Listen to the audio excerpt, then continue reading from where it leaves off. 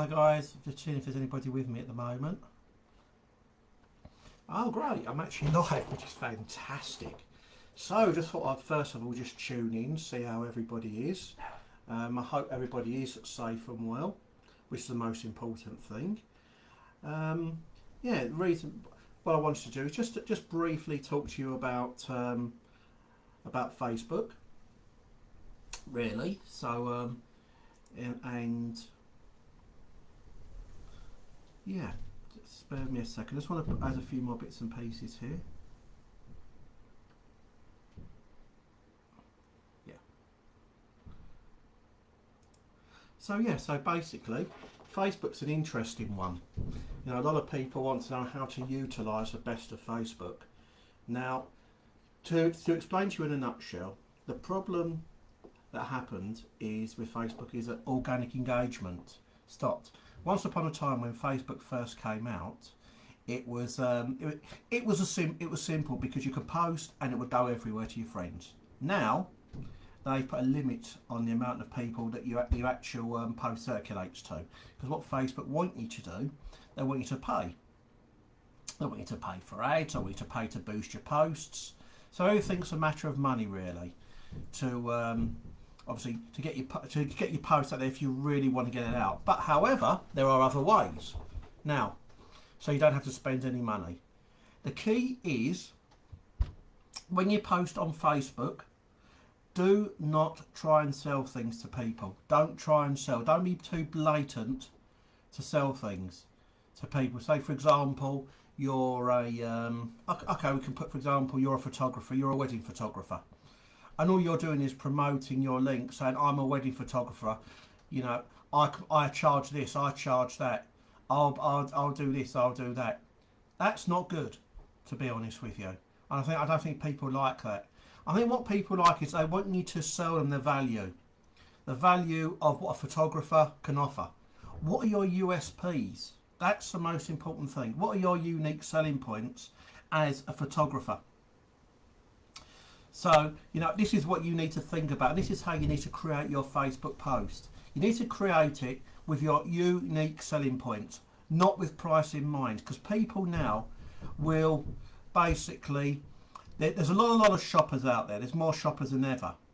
But if you want to stand above the rest and be more exclusive, tell people about the value of your product, of the value of your service you offer. That's a value of, you know, for example, I mean, let's give some examples of unique selling points. You know, if you're a photographer, you might have actually shot a bride and groom in, you know, you might have a speciality. You shot the bride and groom, say at Queens and Parklands in Essex, and you're showing photos of what you've done, of your work at Queens and Parklands.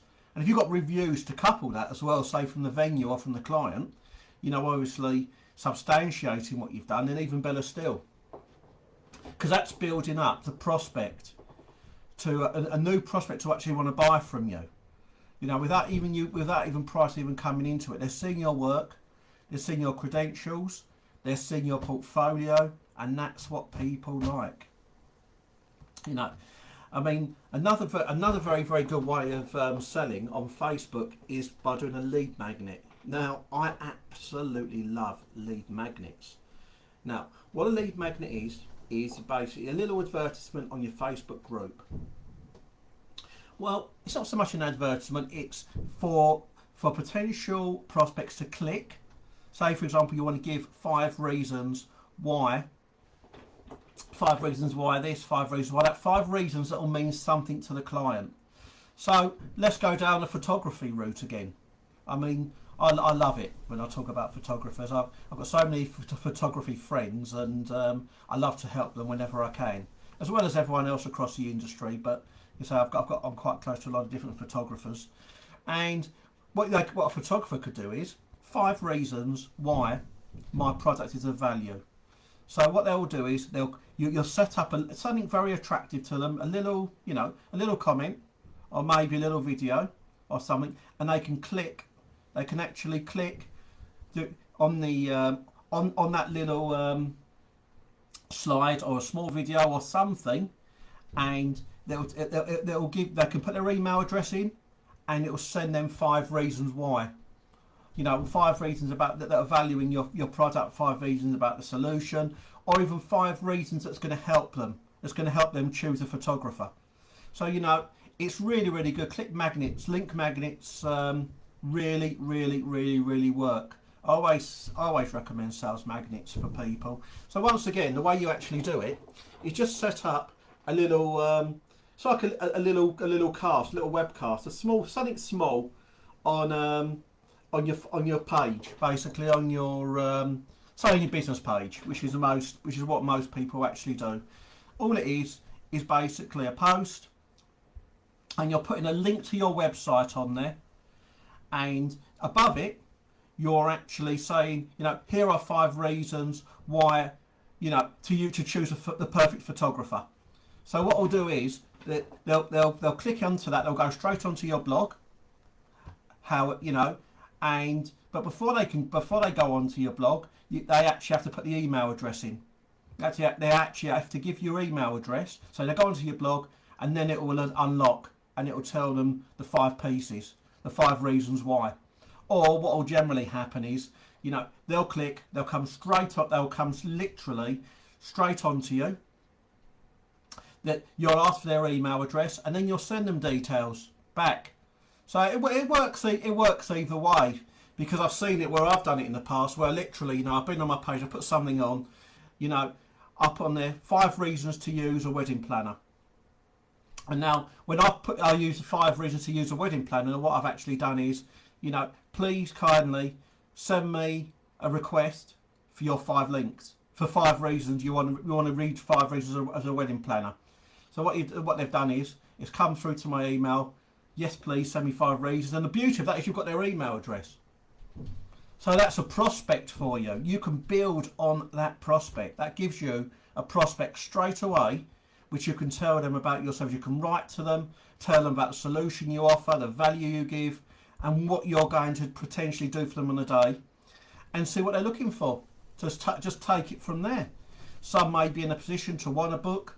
Some may not. Some may need more nurturing. So they might be they might be very high up the funnel at the moment, up the purchase funnel. They're still looking. They're still getting ideas. But you can nurture them. You can send them more videos, for example. You can send them previous case studies. You can send them testimonials.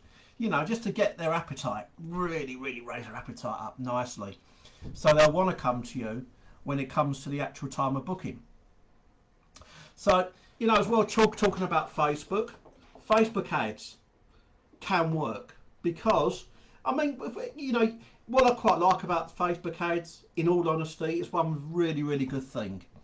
I actually love it because it can actually take you to people you would never dream of taking you to, your whole area. It can take you to 80 kilometres round your area. You can specify whether it's weddings, whether it's construction, whether it's this, whether it's that. And you know, it's all in there where you can actually specify down to the last minim, exactly what you want to get, the word you want to get out to the clients on Facebook ads. I wouldn't do it too often, but do it every now and again, because it keeps your brand out there, keeps your brand fresh in people's minds. But make sure your post is compelling, and it's not just literally a sales post telling people about, giving people about sending you putting your link on there saying, you know, I'm cheap, or I can do this at a really, really cheap price, that type of thing. To be honest with you, that would put a lot of people off. It really, really, really would. And you know, there's a whole pond of cheap suppliers, so you just fall into that pond. You want to be more unique, you want to be exclusive. So make your post exclusive to people. So tell them more about the value. As I keep saying, it's all about value now. Value, value, value. Now another good thing which you can actually do with Facebook is Facebook and Instagram are linked. You can link your Facebook page to your Instagram page, which is a really good thing actually. Because so what will happen is once you do your ad, you prepare your ad on Facebook, you get the option to actually post on Instagram as well. And I suggest you actually take that option. It is good. Instagram's got a very, very good reach visually. It's got a fantastic reach. So, you know, make the most of doing that if you can. But as I say, don't do a post too often. Don't actually pay for your advertising too often, but do it every now and again, as I said, just to keep yourself out there. I mean, other compelling Facebook posts. Now, a very good thing is when you put up reviews for people. People like to look at reviews, people like to see what you're doing. So put your reviews up regularly and link your reviews to a page on your website, which is always a good thing. So the way to probably do it is you can literally put your review on Facebook, put your review up on Facebook and then link it to show people more reviews. So it gets people hungry about your product, it gets people excited to see your reviews. So that's another thing. Another good thing, I suppose, if we look at the discounted side, not just basically our industry, people might want to do a spring, summer or winter discount on something. You know, for example, if you're looking at beauty products, you're looking at hair accessories, you know, just for a seasonal open. People do like to see discounts sometimes, but as I say, don't let it raise your don't let it lower your brand.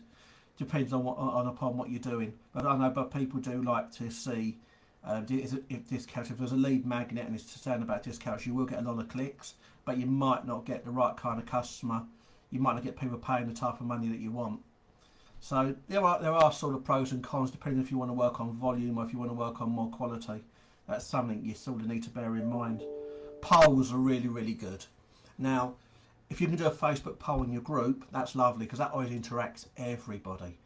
So okay, let's do an example. When will the wedding and events industry get back to full strength? That's a question. So the answers could be when you're doing a poll, 6 months time, a year's time, never. You know, so you put all the answers there and then you share your poll out. You know, and you get, and all of a sudden people start interacting. They start putting they start putting their opinions on there. They start putting their opinions basically on the poll. Yes, no, this, that, and the other. And all of a sudden you've got your followers are now interacting with you. You know, so which is always a very good thing.